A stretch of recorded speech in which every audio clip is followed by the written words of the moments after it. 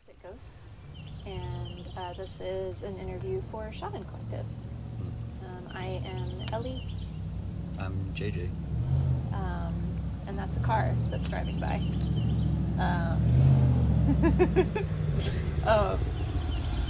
We are an ambient and electronic music group based out of the Piedmont region of North Carolina. We have been, I guess technically about almost a year now is how long we've been making music together, because I think the first project we did together was back in March. So we've been doing this for about a year. And our first EP just came out, which is really cool. Estranged just came out, which is really surreal and wild. And that was really, really fun. And I guess we'll see what happens. Everything just kind of came together this year. It kind of just happened.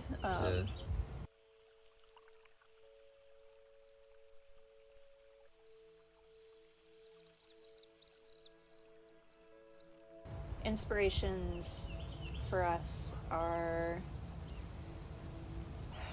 I know Mayte is a really big one for both of us. That was kind of a root of things, Yeah, that was kind of you introducing me to Mayte was kind of the tipping point, I think, for when we decided to actually start doing this. Because it kind of reframed the idea of making music for me in a way that felt a lot more accessible to me and just much more aligned with like how I process sound and how I conceptualize like audio soundscapes and stuff like that. So Mayte is a big one for me. Chris Verena is a really big one for me. He did the score for American McGee's Alice, and that utterly just shook my world at the age of 12. That was the first time that I'd ever really heard somebody using like non-musical instruments to make music and to make like really complex soundscapes, like very emotional, complex soundscapes. And then Tomáš Dvorak is a really big inspiration for me as well. He did the score for one of my favorite video games, Machinarium, and definitely started my love of sad little robot noises and sad little robot sounds. It's in there. And then Greenhouse is someone that's a group that I really, really love a lot. That's for me too,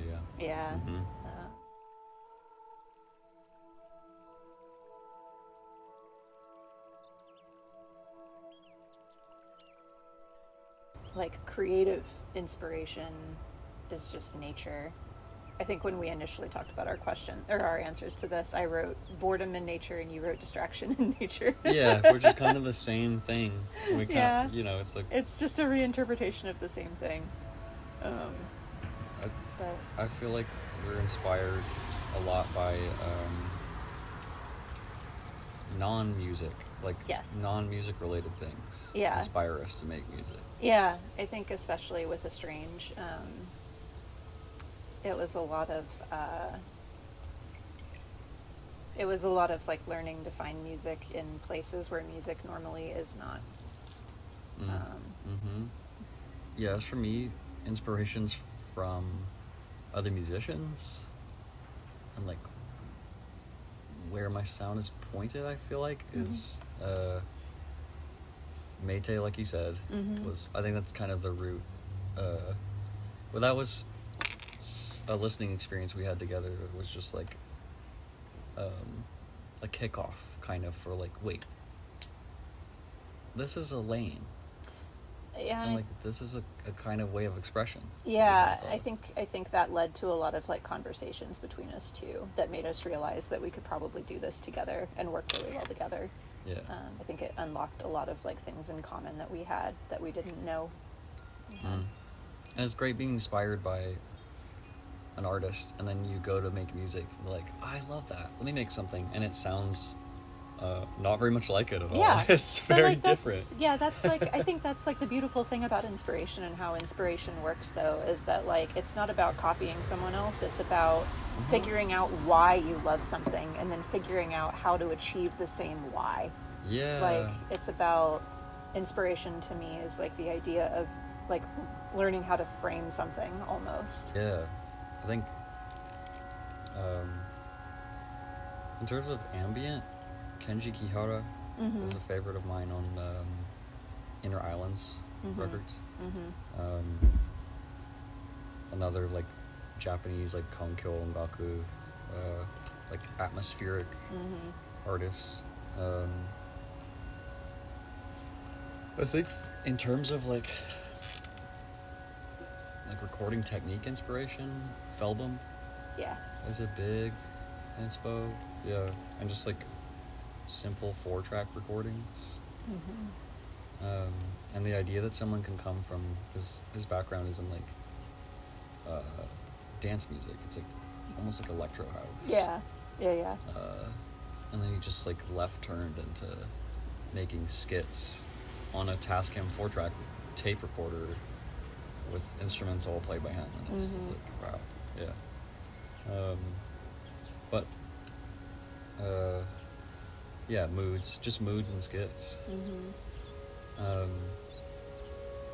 OK Lou is like is a major recent inspiration for me to like feel like I've been listening to it for my whole life, but I just found it this year. That's the best feeling. Yeah, she's incredible. I would say Contour from South Carolina. Yeah. And his vocals and his take on soul music is a big. I've been listening to a lot of like club and dance music lately. Yeah. So making ambient is like, and I think I'm in a part of my listening and music life where, as of the past couple years, I'm operating in extremes. So I'm only listening to like 175 BPM jungle and hardcore dance music and ambient. Yeah. That's it. It's just there's nothing in between. Yeah. I'm listening, like I'm getting into metal. Yeah, you are at your getting into behest. metal. Yeah. People are getting me into metal, and I'm like, yeah, okay. Yeah, long overdue. I'll mess with this too. Yeah.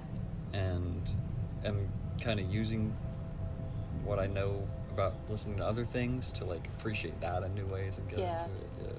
Yeah, I think I'm having kind of like an opposite in a way where like I'm also like pretty much only listening to ambient lately, but I've also taken a really hard turn into pop music. Yeah. Which is very out of the norm for me. Yeah, you come full circle to it. I've come full circle to it. Yeah, I'm like, the best way. I am fully like, I've. Wait, what kind of pop?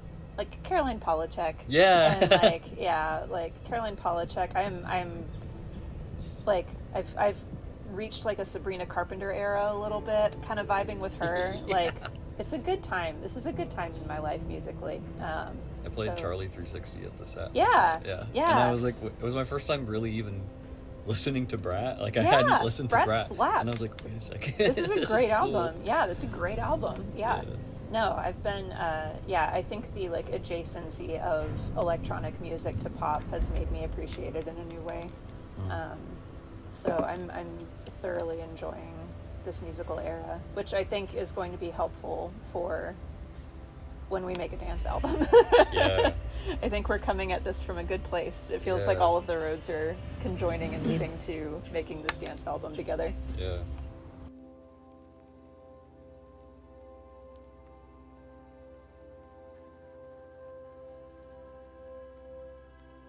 I think it influences it differently for each of us in different ways. It's a question we ask ourselves all the time. Yeah, it's kind of like it's like the whole point in some ways, especially for Estrange. Estrange was kind of a weird album because it started as just documenting the sounds of a childhood home that was, about to get put on the market, and just not wanting to lose those sounds, because sounds are very ephemeral. Like sounds are something that's really, really hard to get back in a way that's different from like smell or visuals or like photographs and stuff like that. So I was just very I just wanted to document those sounds. I didn't really have anything else in mind for it. And then while I was like in the process of documenting it, I realized that the sounds I was looking for didn't really exist anymore. And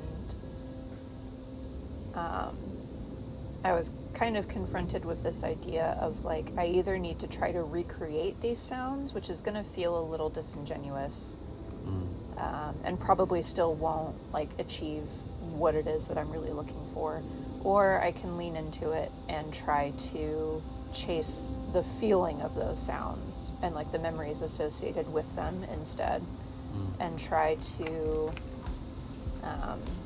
kind of communicate the feeling, and leaning into how much, just like how unreliable memory is.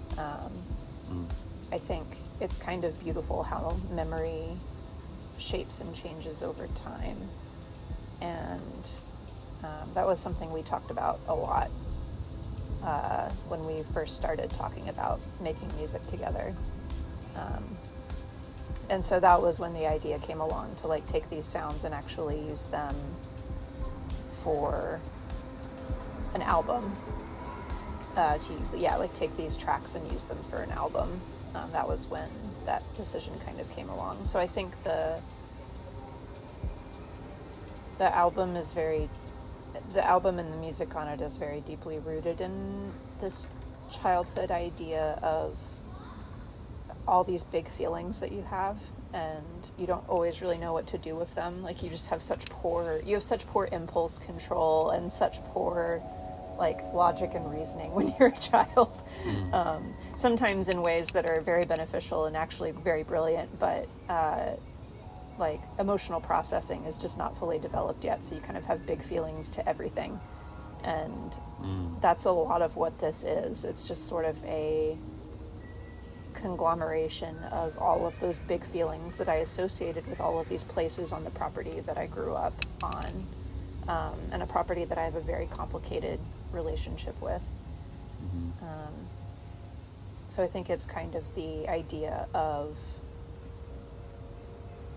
both having a lot of sounds that like did legitimately come from that property, but also just exploring those feelings that I had towards that property with a lot of hindsight. You phrased it really beautifully, which is, I think you said something like we can only use the paints that we have like at this point in time. Like you only have the palette that you have now. You can't go back and get the colors that you had when you were young. And they've changed, but like you started with that. Yeah, or those like original primaries or whatever. Yeah, like they're still the root of everything, but you can only paint with what you have now. And I think that is kind of what this album is. It's like trying to repaint. It's a very like self-aware attempt at repainting, how everything felt and seemed and sounded when I was a kid. Yeah, and in the grand scheme of things, nothing like this record has existed before. Not in terms of your childhood home or your mind right now. Yeah, and it will never exist again. Yeah, yeah. Like any art that you make, it will always, That's why we record. Yeah, it's like the whole reason that we lean so hard into field recordings, I think. Yeah. Because I think like field recording in a way is sort of a natural progression from photography for both of us, because we both are very into like film photography and this idea of memory keeping and this idea of preserving. I think field recording is a very natural progression from that. I never thought of it that way. You're right. Yeah. Of just like, it's still capturing a moment in time, and it's still something that you can look back on and like perceive in a new way as time passes. Which is very on brand for both of us, I feel. Yeah, it is. And it's, I think music is still, the photography has come through a lot more, like, iterations and, like, facsimiles of human faculty. Whereas music is still really close to original feeling of something. Especially if there's, like, physically played instruments involved in any kind of way. And with field recordings, there's always like everything that exists in the environment is analog. Yeah. Kind of. Yeah. Yes. Yeah. So it's like close to a memory. Like Yeah. a film photo is closer to a memory, I feel like, than it's hazy and the colors are like Yeah. not quite what they were. Yeah. Sometimes But the in film's a good expired, way. like, yeah. Yeah, in a way that's just like, oh, this is... Yeah, it works similarly to actual memory. Yeah. It's really lovely in that way, I think. I think field recording will always be a big part of any music that we make. Because that's just such a foundation of what we built this off of. And just like finding new ways to capture sound and finding new ways to, I guess, perceive that sound. Major question. Yeah. Yeah, that's a major question. Yeah, it reminds me as well of my home growing up and how I want to make, I want to like fashion some kind of set of recordings to represent that, because that was also a major statement of my values, like growing up in a 1920s cottage in the woods, and now all that land being, like that house having been demolished and all that land being completely different, like the maps are redrawn, all the forests are gone, they tore down all the trees on my old lot, and I can't even recognize which house was mine at this point, or which lot. So, because the house isn't even there. Yeah, and every other house in the neighborhood got torn down and rebuilt too. So it's like a completely different place. Yeah. So it only exists in my memory. Yeah. Yeah. It's important to both of us. Very important to both of us. Yeah.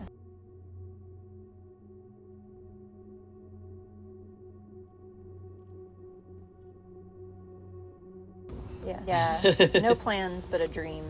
A dream, yeah. A dream. Plans to make plans. Plans to make plans. To perform live.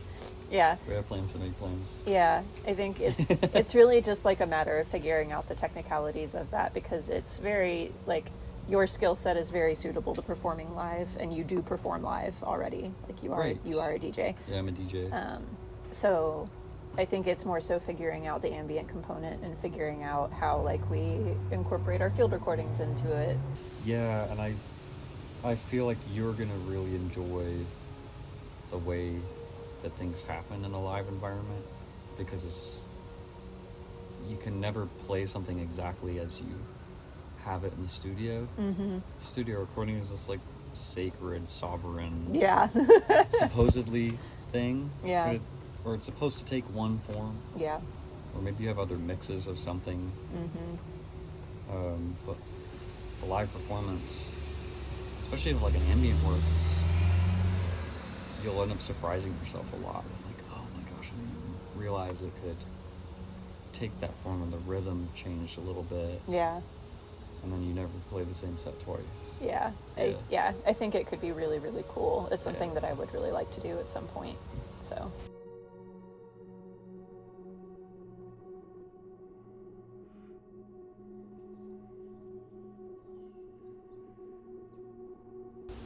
I think it's such an interesting question, because it's a little bit of two things. Like, I think soundscapes change in one way very literally, because like, especially, I mean, we're recording this in Charlotte, and I mean, this has been my experience anyway. Like, I've noticed that there's like you hear less birds and you hear less bugs and you hear just kind of less and less nature as the years go by here.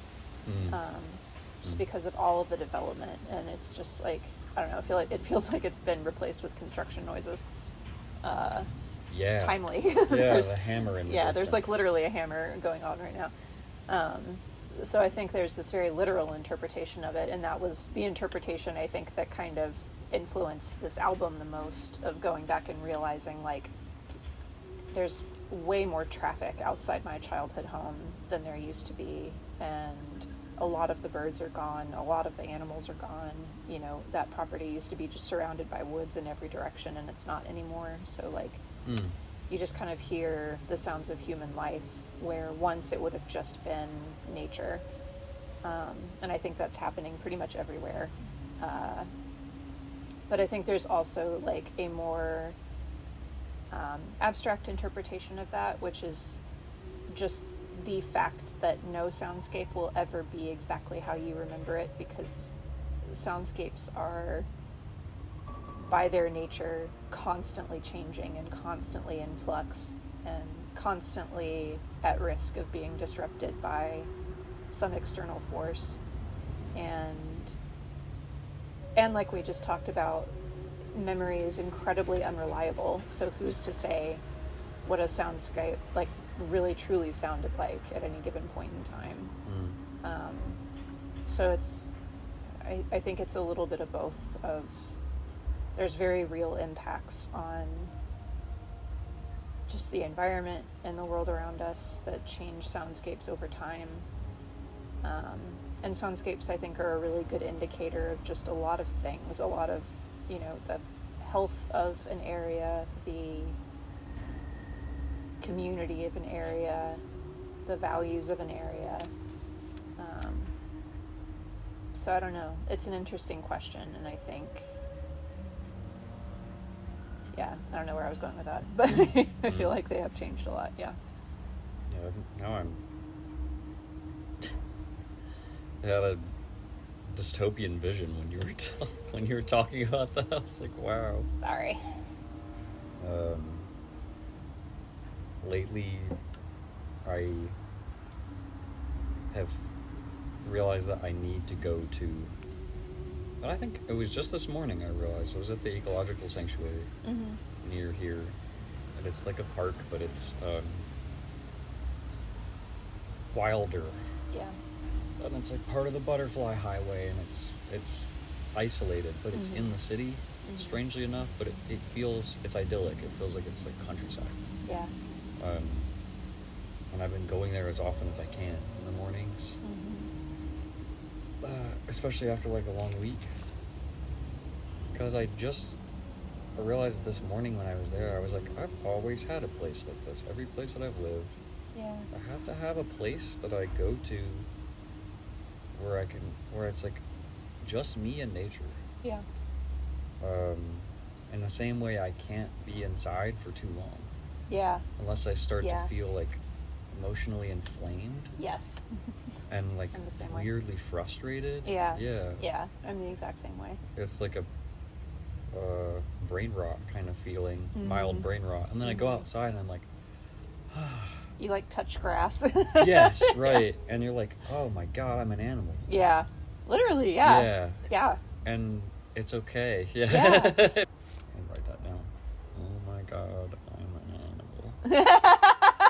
Go ahead. I need that's like a title for something or something later. That's a good album. That's a good album maybe, title. Maybe, yeah, maybe.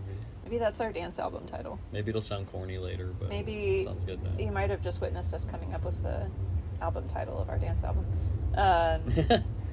I think we've run into it with like trying to get field recordings for the albums too, of like just trying to get a field recording that doesn't have freaking traffic noise in it is so hard. It's so hard. It's stuff that I shot for this this other project of the like bugs in the grass. Yeah, it's so hard. Like I think when you work with field recordings a lot, you notice it immediately. Like it's so hard. That's kind of a bummer when you think of the implications of that. Yeah, it also means that we live in a great time in some ways, because it's like, I think sometimes about like, great grandpa. Yeah. You had trees in your world? That's wild. Do you tell me the stories about the trees? Because they're like crazy, man. I don't know. I feel like field recording has kind of changed our relationship with soundscapes and the like concept of just like what they are and what they mean and what they like communicate. And it also makes you a lot more flexible, I think, because you just have to be okay with whatever happens Yep. when you're recording out in nature. So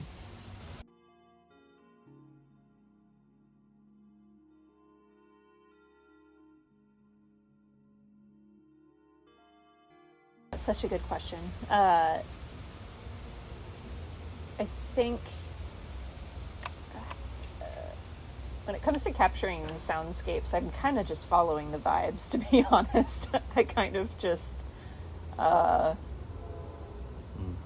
it kind of just depends. It depends. I'm a huge sucker for a water noise. Like, if there's one thing about me, I'm going to put some water in a song. Yeah. So yeah, I think it really is just about the vibes. And there's like, this is kind of a twofold question, I think, of like figuring out what we need on a technical level to capture a sound, and then also figuring out just like how to capture it in the first place. Like a good example, I think, of this is several of the tracks on Estrange have a lot of bird song in them, and I was really adamant about using birds that I knew for a fact I had heard when I was a child. I didn't want to just grab random birds. Right. So I had done like a lot of research into like what birds would have been native to that region, you know, back in the 90s. And some of them I was able to like actually physically get recordings of, and then others just aren't around or are a lot more rare now than they used to be. So I like found like public domain recordings of them like through libraries and stuff like that, and just kind of compiled these soundscapes that way. So I think it kind of just depends, but it's also like thinking about like what makes an atmosphere.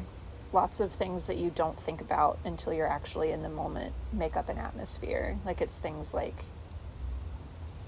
you know, like when I went to my childhood house, there was like one specific doorknob that I really wanted to get audio of, because that doorknob is instantly recognizable to me. And it's like understanding that like it's sort of like it's a stack of different noises that make the experience. So it's a floorboard right in front of that door that creaks a specific way. It's one of the hinges that nobody ever bothered fixing, and it is the doorknob. And then it's also the like way that room is weirdly resonant because of the way that the walls were built. Like, it's stuff, it's like capturing sound, atmosphere is sort of this like understanding of all of these really small things that stack up to something really big that ultimately make a sound that is recognizable to you in some way. Yeah. Sound place experience. Yeah. And then also, like, tricky part for me, coming from not playing any instruments, for both of us. For both of us, yeah. Not playing any, like, we don't, Yeah. neither of us, for context. Yeah, for context, neither of us play a musical Neither instrument. of us play any instruments. Yeah. Learning, but yeah, not like in any professional way, for sure. Learning by doing. Yeah. And making, Yeah. Interesting and tricky part is experimenting with melodies and notes on instruments, and with patches on synths and stuff that accent that atmosphere. Yeah. And like help bring it out. Yeah, figuring out like what fits. With Estrange, I wanted to use a lot of strings. String instruments to me are just like a very emotional instrument, and I listened to a lot of like string-based classical music when I was a kid too, so that felt very appropriate for that album. But I don't know, I think like at some point I would really love to do a predominantly like horn-based album. Like, I would really love to lean more into like love horns. love, oh man, I do know that. oh, love horns so much. Yeah, I think that would be really fun.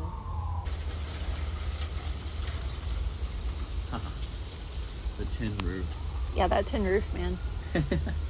Getting our own little ambient soundscape here today. Yeah.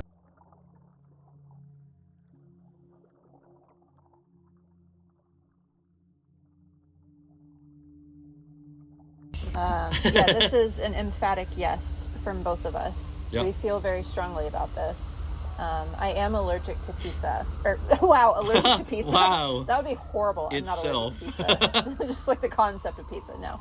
I'm Yeah, allergic. I'm allergic to pineapple. The sauce and the cheese with the bread Jesus. causes a chemical reaction Yes. that interacts Yes. with your tongue. And in that's a what I'm severe way. allergic to. No. Pineapple is what I meant to say. I'm allergic to pineapple. But if I cook it, I think it like breaks the enzymes down in a way where it doesn't bother me as much. So I will suffer through it from pineapple on pizza because I love it so much. Yeah, I have strong thoughts about an award needs to be given to whoever. I can't believe I don't know who started putting pineapple on pizza. It should be like a historical It should be. monument. It should be. Yeah. I think it's excellent. I think pineapple elevates most pizzas, especially a veggie pizza. Like a grilled pineapple on a veggie pizza is next level. So good. If I walk into a place and there's a pineapple pizza with whatever else on it, odds are I'm getting that one. Yeah. Over any other kind of pizza. Yeah, same. That's always a green flag. Green flag, yeah. Yeah. So that's very attractive to me. The green. I was about to be like, Ellie, I didn't know you were allergic to pizza. This whole time? Oh no.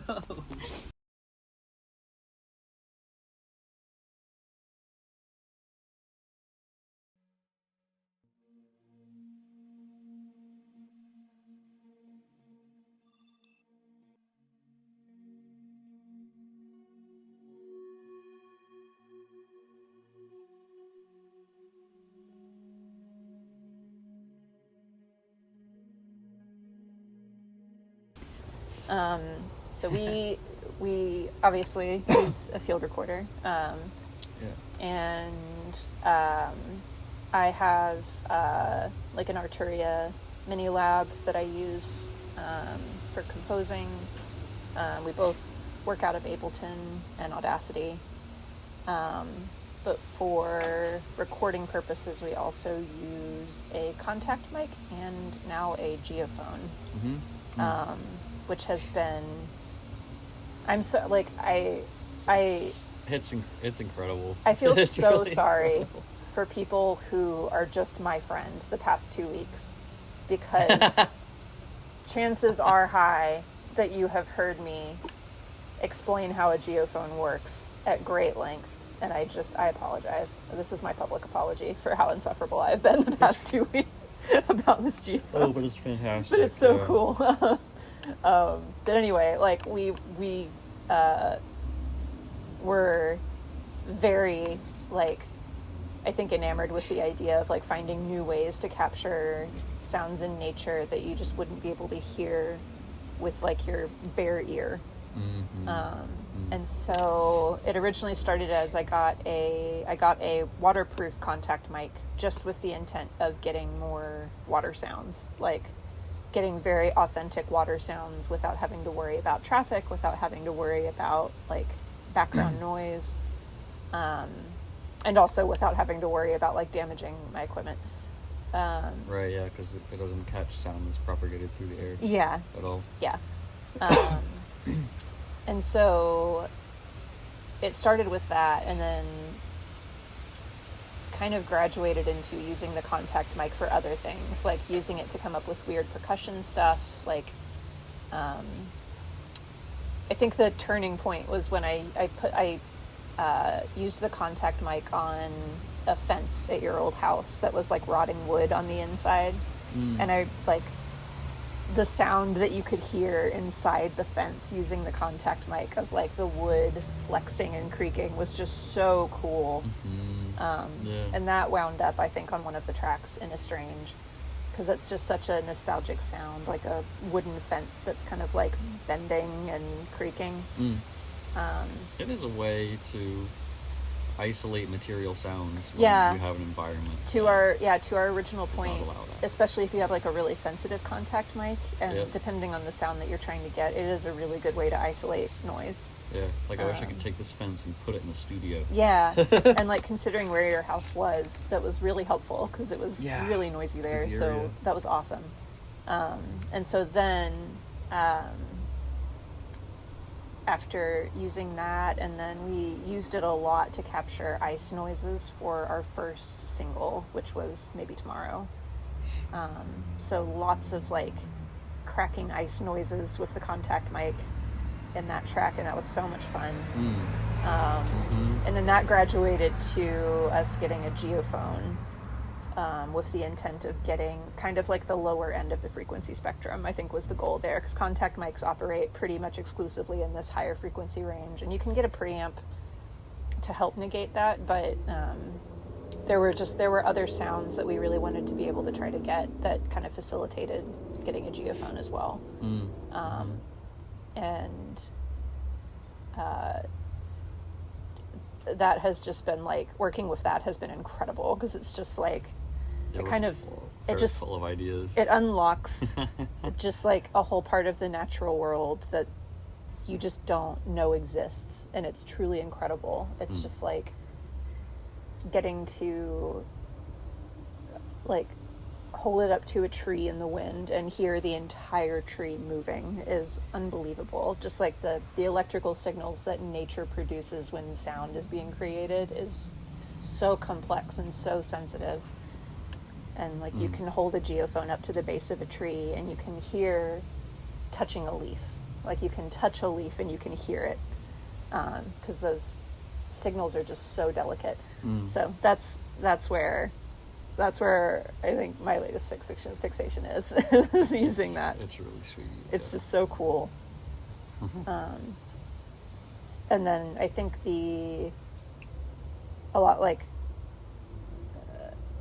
I think there's also like a second half of this that you can answer more to, of like the mixing and mastering and how we translate it on that side, because that's kind of your domain. I as far as equipment, I have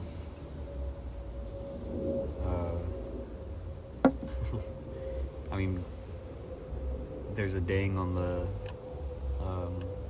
in the percussion later on, and Maybe Tomorrow, which surprised me when we played it back, because I was like, oh, I forgot we did a beat at the end of this. It's so good. That's like a cocktail jigger that I have. Just Yeah. tapping with a spoon. Yeah. Produced a really wonderful sound for this stuff. Like, I don't know, DIY instruments like that, but I have a random ass MIDI that a friend gave me. I don't remember the brand. It works. It's great. It does a good job.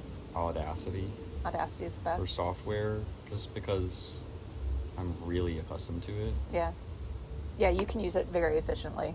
I'm used to making like what I would call stitch mixes in there. Before I had actual DJ equipment, I was making, multi-hour themed mixes in just by like pasting in Audacity. I remember that, because it was the only method that I had when I was younger, or it was what I thought of, and it was what felt comfortable. And most people will be like, that's so painstaking, but there's so many things you can do with that you can't do with live hardware. So it has its perks. For this work, I just have a Yamaha MG mixer, which we did use that, I think. Which doubles as an interface. That was really helpful. USB interface, which is great. That was really helpful. And maybe some effects on that, but it was like a really, really simple process, I feel.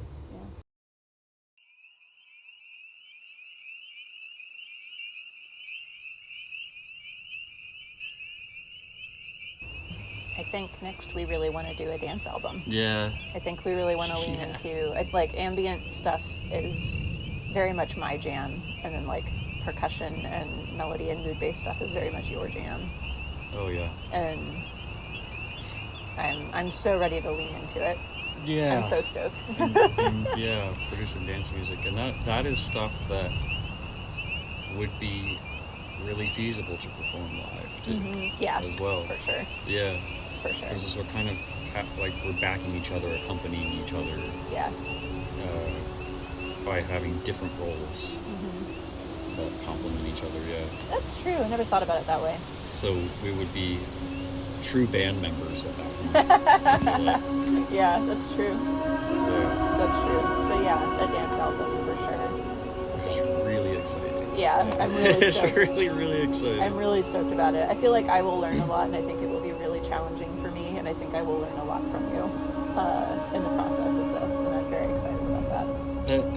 Now that I think of it, I didn't realize things just tend to align like this because you have your interests and you come up with names for them and things like that. And make little shrines to them in different ways. And one of those ways for me, recently, within the past few years, has been playlists and of music that I own. And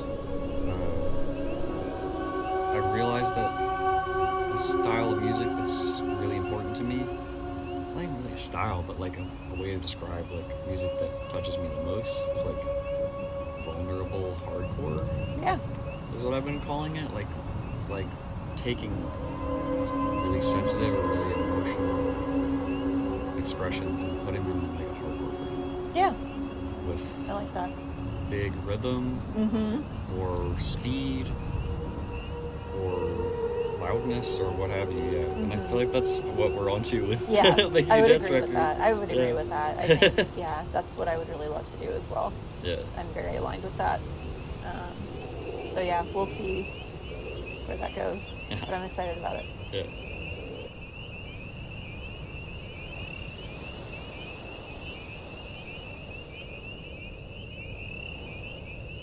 Homesick Ghosts. Yeah. You can find us on Ampwall or Bandcamp or wherever you stream your music.